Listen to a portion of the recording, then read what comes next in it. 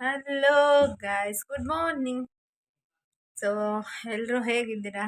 I hope ಎಲ್ಲರೂ ಚೆನ್ನಾಗಿದ್ದೀರಾ ಅಂತ ಅನ್ಕೊಂಡಿದ್ದೀನಿ. ನಾನು ಕೂಡ ತುಂಬ ಚೆನ್ನಾಗಿದ್ದೀನಿ. ಒಂದೊಂದು ದಿವಸ ಚೆನ್ನಾಗಿರಲ್ಲ.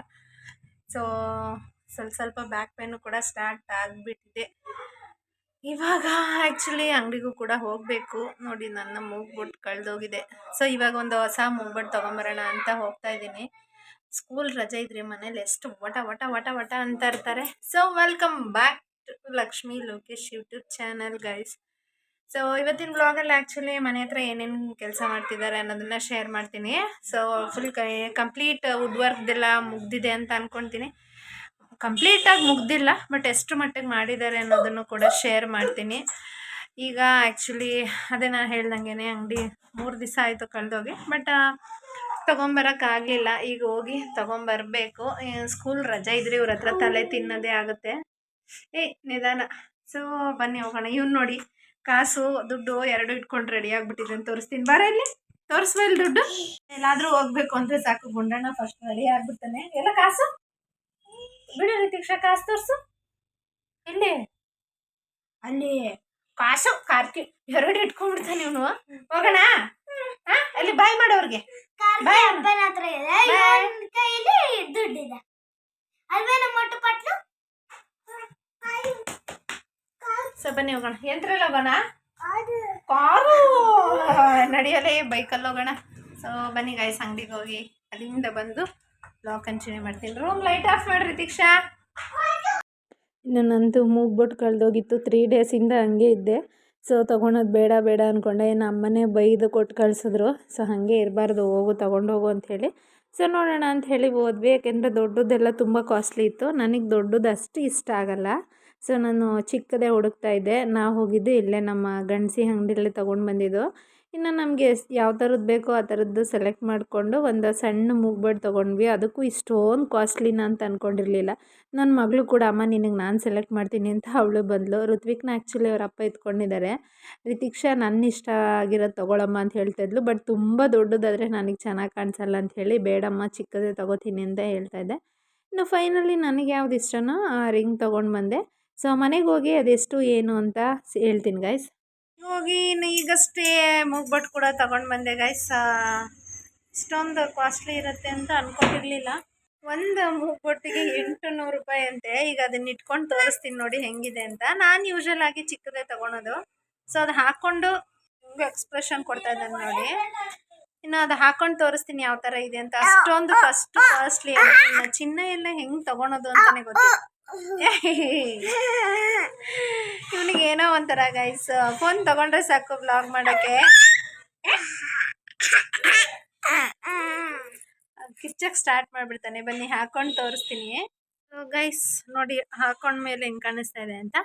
ಸೊ ಹಾಕ್ಕೊಂಡು ಅಭ್ಯಾಸ ಆಗಿಬಿಟ್ರೆ ಅದಿಲ್ಲ ಅಂದರೆ ಇರೋಕ್ಕೆ ಆಗಲ್ಲ, ಒಂಥರ ಕಾಣಿಸ್ತಾ ಇರ್ತೀವಿ. ಇನ್ನು ಅದು ನೋವು ಜಾಸ್ತಿ ಆಗಿಬಿಟ್ಟಿದೆ ಗೈಸ್. ಒಂದು 3 ದಿವಸ ಅದು ಮುಚ್ಕೊಂಡ್ಬಿಟ್ಟಿತ್ತಲ್ಲ, ಹಾಗಾಗಿ ನೋವು ಆಗಿಬಿಟ್ಟಿದೆ. ಏನ ಕಾರು ಅಂತಾನೆ. ಸೊ ಫೈನಲಿ ಒಂದು ಮೂಗ್ಬೊಟ್ಟಿಗೆ 600 ರೂಪಾಯಿ ಗೈಸ್. ಇದು 800 ರೂಪಾಯಿ ಹೇಳಿದ್ರು. ಸೊ ಬಾರ್ಗಿಂಗ್ ಮಾಡಿ 600 ರೂಪಾಯಿ ಕೊಟ್ಟು ತೊಗೊಂಡು ಬಂದಿದ್ದೀನಿ. ಎಷ್ಟು ಕಾಸ್ಟ್ಲಿ ಆಗಿದೆ. ಸೊ ಬನ್ನಿ ಈಗ ಮನೆ ಹತ್ರ ಹೋಗಿ ವ್ಲಾಗ್ ಕಂಟಿನ್ಯೂ ಮಾಡ್ತೀನಿ. ಈಗಷ್ಟೇ ಮನೆ ಹತ್ರನೂ ಕೂಡ ಬಂದೆ. ಮನೆ ಹತ್ರ ನೀವು ನೋಡ್ತಿರ್ಬೋದು, ಇದು ಗ್ರೌಂಡ್ ಫ್ಲೋರು. ಇಲ್ಲಿ ಇನ್ನೂ ಕಿಚನ್ ವರ್ಕ್ ಏನು ಮಾಡಿಲ್ಲ. ಸೊ ಕರೆಂಟ್ ಕೆಲಸ ಮಾಡ್ತಿದ್ದಾರೆ. ಎಲ್ಲದಕ್ಕೂ ಪ್ಲಗ್ ಹಾಕಿ ಇಟ್ಟಿದ್ದಾರೆ. ಪ್ಲಗ್ ಫಿಕ್ಸ್ ಮಾಡಿಲ್ಲ, ಯಾಕಂದರೆ ಪೇಂಟ್ ಹೊಡಿಬೇಕಾದ್ರೆ ಪ್ಲಗ್ ಮೇಲೆಲ್ಲ ಆಗುತ್ತಲ್ಲ. ಸೊ ಹಾಗಾಗಿ ಫಿಕ್ಸ್ ಮಾಡಿಲ್ಲ. ಒಂದು ಫ್ಲೋರ್ ಮುಗಿಸಿದ್ದಾರೆ. ಅಂಕಲ್ ಎಲ್ಲ ಸ್ವಿಚ್ಚು ಒಂದು ಕಡೆ ಇಟ್ಕೊಂಡು ಹಿಂಗೆ ಕುತ್ಕೊಂಡು ಅಲ್ಲೇ ಫಿಕ್ಸ್ ಮಾಡಿಕೊಂಡು ಆಮೇಲೆ ತೊಗೊಂಡೋಗ್ತಾ ಇದ್ದಾರೆ. ಯಾಕೆ ಅಂದರೆ ಒಂದೊಂದಕ್ಕೂ ಹೋಗೋದಕ್ಕಾಗಲ್ವಲ್ಲ, ಹಾಗಾಗಿ. ಸೊ ಐಟಮ್ಸ್ ಎಲ್ಲ ಎಷ್ಟೆಷ್ಟು ಬೇಕೋ ಅಷ್ಟಷ್ಟೇ ತೊಗೊಂಡು ನೀಟಾಗಿ ಮಾಡ್ಕೊಳ್ತಾ ಇದ್ದಾರೆ. ಇನ್ನು ಸ್ವಿಚ್ ಬೋರ್ಡು ನೀವು ನೋಡ್ತಿರ್ಬೋದು. ನಾನು ತೊಗೊಂಡಿರೋದು actually maroon colour. So first ಅದು ಬ್ಲ್ಯಾಕ್ ಇದೆ, ಅದ್ರ ಮೇಲೆ ಮತ್ತೆ ಮೆರೂನ್ ಕೋಟ್ ಬರುತ್ತೆ. ಇನ್ನು ಅದನ್ನೆಲ್ಲ ಫಿಕ್ಸ್ ಮಾಡ್ಕೊತಾ ಇದ್ದಾರೆ. ಇಲ್ಲಿ ನೋಡ್ತಿರ್ಬೋದು ಟಿ ವಿ ಸ್ಟ್ಯಾಂಡ್ ಕೆಲಸನೂ ಕೂಡ ಮಾಡ್ತಾಯಿದ್ದಾರೆ. ಸೊ ಟಿ ವಿ ಸ್ಟ್ಯಾಂಡಿಗೆ ನಾನು ಲಾಸ್ಟ್ ಬ್ಲಾಗಲ್ಲಿ ಶೇರ್ ಮಾಡಿದ್ದೆ, ಮೆರೂನು ಮತ್ತು ವೈಟ್ ಕಾಂಬಿನೇಷನಲ್ಲಿ ಮಾಡಿಸ್ತಾ ಇದ್ದೀನಿ ಅಂತ. ಸೊ ಅದನ್ನು ಮಾಡ್ತಾಯಿದ್ದಾರೆ. ಹಾಗೆ ಕೆಳಗಡೆ ನಿಮಗೆ ಹೇಳಿದ್ದೆ ನಾನು, ವುಡ್ಡಲ್ಲಿ ಕೊಟ್ಟಿದ್ದಾರೆ, ಅದನ್ನು ತೆಗಿಸ್ತೀನಿ ಅಂತ. ಸೊ ಅದನ್ನು ತೆಗ್ಸಿದ್ದೀನಿ, ನೋಡ್ತಾ ಇರ್ಬೋದು ನೀವು. ಸ್ಟೀಲ್ ಕೆಳಗಡೆ ಕಾಲಿಗೆ ಸ್ಟೀಲ್ದು ಇಡ್ಸಿದ್ದೀನಿ. ಫಸ್ಟ್ ವುಡ್ಡಲ್ಲಿ ಇದ್ದಿದ್ದು, ವುಡ್ ಬೇಡ ಅಂಥೇಳಿ ಅದನ್ನು ಇಟ್ಟಿದ್ದೀನಿ. ಇನ್ನು ಮೇಲ್ಗಡೆ ಫ್ಲೋರಲ್ಲೂ ಅಷ್ಟೇ ಕಿಚನ್ ಕೆಲಸ ಮಾಡ್ತಿದ್ದಾರೆ. ಸೊ ಕಿಚನಿಗೆ ನೋಡಿ ಇದೆಲ್ಲ ಡೋರ್ ಸುಮ್ಮನೆ ಕ್ಲೋಸ್ ಮಾಡಿಸ್ತೀನಿ. ಇಲ್ಲಷ್ಟೇ ನಾನು 3 ಸ್ಟ್ಯಾಂಡ್ ಇಟ್ಟಿದ್ದೀನಿ. ಯಾವ ಥರ ಅಂತ ತೋರಿಸ್ತೀನಿ ನೋಡಿ ಇವಾಗ.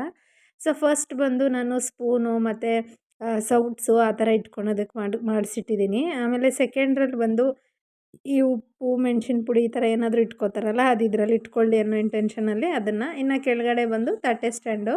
3 ಸ್ಟ್ಯಾಂಡ್ ಅಷ್ಟೇ ಮಾಡ್ತಾ ಇರೋದು. ಇನ್ನೆಲ್ಲ ಮಾಮೂಲಿ ಕಲ್ಲಿಕ್ಬಿಟ್ಟು ಡೋರ್ ಮಾಡಿಸ್ತೀನಿ.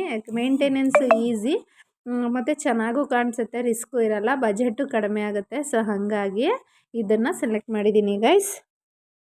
ನೋಡಿದ್ರಲ್ಲ ಗೈಸ್, ಮನೆ ಹತ್ರ ಆ್ಯಕ್ಚುಲಿ ಕೆಲಸ ಕೂಡ ಬೇಗ ನಡೀತಾ ಇದೆ.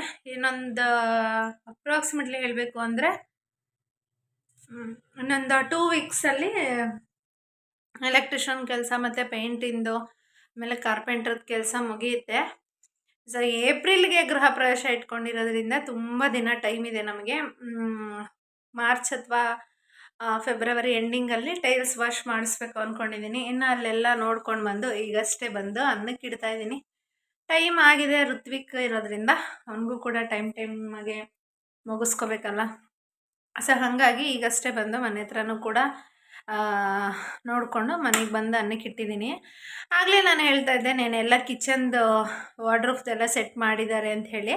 ಸೊ ನಾನು ಹಾಕ್ಸಿರೋದು ಯಾವ ರೀತಿ ಹಾಕ್ಸಿದ್ದೀನಿ ಅಂತ ನಿಮ್ಗೆ ಈಗಾಗಲೇ ಗೊತ್ತಾಗಿದೆ. ಒಂದು ತಟ್ಟೆ ಸ್ಟ್ಯಾಂಡು, ಸ್ಪೂನು ಮತ್ತು ಸೌಟ್ಸ್ ಎಲ್ಲ ಇಡೋದಕ್ಕೆ, ಆಮೇಲೆ ಸೆಂಟ್ರಲ್ಲಿ ಏನಾದರೂ ಬಾಕ್ಸಸ್ ಇಟ್ಕೊಳೋದಕ್ಕೆ ಮಾಡಿಸ್ಕೊಂಡಿದ್ದೀನಿ. ಫುಲ್ಲು ಎಲ್ಲ ವುಡ್ ಸ್ಟ್ಯಾಂಡದೇ ಮಾಡಿಸಿದ್ರೆ ಮೇಂಟೈನ್ ಆಗೋಲ್ಲ, ತುಕ್ಕಿಡಿಸ್ತಾರೆ, ಗಲೀಜಾಗುತ್ತೆ ಅಂತ. ಓನ್ ಯೂಸಿಗಾದರೆ ಅವ್ರು ಇಟ್ಕೋಬೋದು, ಇಲ್ಲಾಂದರೆ ಗಲೀಜಾದರೆ ಪದೇ ಪದೇ ಮಾಡ್ಸೋಕ್ಕಾಗಲ್ವಲ್ಲ. ಹಾಗಾಗಿ ಇನ್ನು ನಾನು ಎಲೆಕ್ಟ್ರಿಷಿಯನ್ ಸ್ವಿಚ್ಚಸ್ ಎಲ್ಲ ತಂದಿರೋದು ಬೆಂಗಳೂರಿಂದನೇ. ಒಂದು ಸ್ವಿಚ್ಚಸ್ಸು 15 ರೂಪಾಯಿ ಅಂತ ತೊಗೊಂಡು ಬಂದಿದ್ದೀನಿ. 20 ರೂಪಾಯಿದು ಇತ್ತು, ಬಟ್ ನಾನು ತಂದಿರೋದು ಬೇರೆ ಡಿಸೈನ್ಸ್ದು. ಅದು ಮನೆ ಹತ್ರ ಹೋದಾಗ ತುಂಬ ಡೀಪಾಗಿ ತೋರಿಸ್ತೀನಿ. ಇಲ್ಲಿ ನೋಡಿ, ಈ ಥರ ಸ್ವಿಚ್ಚಸ್ ಬಂದು 8 ರೂಪಾಯಿಗೆ ಸಿಗ್ತಾಯಿತ್ತು. ನನಗಿದು ಬೇಡ ಅಂಥೇಳಿ ನಾನು ಅದೇ ಥರದ್ದು ತೊಗೊಂಡಿದ್ದೀನಿ. ನಮ್ಮ ಮನೇಲಿ ತೋರ್ಸೋಕ್ಕೆ ಇನ್ನೂ ಅದು ಬಾಕ್ಸ್ ಈ ಥರ ಫಿಕ್ಸ್ ಮಾಡಿರಲಿಲ್ಲ. ಯಾಕೆಂದರೆ ಫಿಕ್ಸ್ ಮಾಡಿದ್ರೆ ಪೇಂಟ್ ಹೊಡೆದಾಗ ಇಲ್ಲೆಲ್ಲ ಆಗುತ್ತೆ ಅಂಥೇಳಿ ಹಂಗೆ ಬಿಟ್ಟಿದ್ದೀನಿ. ಅವರೆಲ್ಲ ಹೊಡೆದ್ಮೇಲೆ ಫಿಕ್ಸ್ ಮಾಡ್ಕೊಳ್ಳೋಣ ಅಂತ ಅಂದ್ಕೊಂಡಿದ್ದೀನಿ, ಆವಾಗ ಗಲೀಜಾಗಲ್ಲ ಅಂಥೇಳಿ. ಎಲೆಕ್ಟ್ರಿಷಿಯನ್ ಐಟಮ್ಸ್ಗೆ ಎಷ್ಟಾಯಿತು ಏನು ಅಂತ ನಾನು ಈ ಹಿಂದೆನೇ ಶೇರ್ ಮಾಡಿದ್ದೀನಿ. 1 ಲಕ್ಷ ಚಿಲ್ಲರೆ ಆಗಿದ್ದು, ಬಟ್ ಇಲ್ಲೆಲ್ಲ ತುಂಬ ಕಾಸ್ಟ್ಲಿ ಹೇಳಿದ್ರು. ಅಲ್ಲಿಗೂ ಇಲ್ಲಿಗೂ ತುಂಬ ಕಂಪೇರ್ ಮಾಡಿದ್ರೆ ಇರ್ಬೋದು. ಆಮೇಲೆ ನಾನು ತಂದಿರೋ ಕಂಪ್ನಿ ಬಂದು ಗೋಲ್ಡ್ ಮಾರ್ಕ್ ಅಂತ, ಅದನ್ನು ಶೇರ್ ಮಾಡಿದ್ದೀನಿ. ಪೇಂಟು ಕೂಡ ತುಂಬ ಚೆನ್ನಾಗಾಗಿದೆ. ನಾಳೆ ವ್ಲಾಗಲ್ಲಿ ಒಳಗಡೆ ಪೇಂಟು ಮತ್ತು ಹೊರಗಡೆ ಪೇಂಟು ಯಾವ್ಯಾವ ಕಾಂಬಿನೇಷನಲ್ಲಿ ಮಾಡಿದ್ದಾರೆ, ಅದು ಹೆಂಗೆ ಕಾಣಿಸ್ತಿದೆ ಅನ್ನೋದನ್ನು ಶೇರ್ ಮಾಡ್ತೀನಿ. ಸೊ ಇವತ್ತಿನ ವ್ಲಾಗ್ ಇಲ್ಲಿಗೆ ಮುಗಿಸ್ತಾ ಇದ್ದೀನಿ. ವಿಡಿಯೋ ಇಷ್ಟ ಆಗಿದ್ದರೆ ಲೈಕ್ ಮಾಡಿ, ಶೇರ್ ಮಾಡಿ. ಹಾಗೆ ಇನ್ನೂ ಯಾರ್ಯಾರು ನನ್ನ ಚಾನಲ್ಗೆ ಸಬ್ಸ್ಕ್ರೈಬ್ ಮಾಡಿಲ್ಲ, ಸೊ ಪ್ಲೀಸ್ ಸಬ್ಸ್ಕ್ರೈಬ್ ಮಾಡ್ಕೊಂಡು ಸಪೋರ್ಟ್ ಮಾಡಿ ಅಂತ ಹೇಳ್ತಾ ಇವತ್ತಿನ ವ್ಲಾಗ್ ಇಲ್ಲಿಗೆ ಮುಗಿಸ್ತಾ ಇದ್ದೀನಿ ಗಾಯ್ಸ್. ಬಾಯ್, ಟೇಕ್ ಕೇರ್.